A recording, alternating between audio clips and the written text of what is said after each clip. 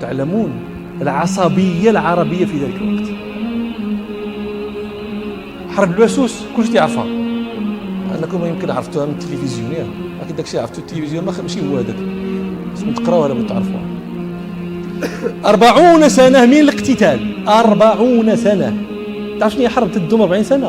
الحرب العالمية الأولى والثانية ما كانتش 40 سنة، حتى يقول المؤرخون حتى صارت عظام القتلى كالكثبان الرملية.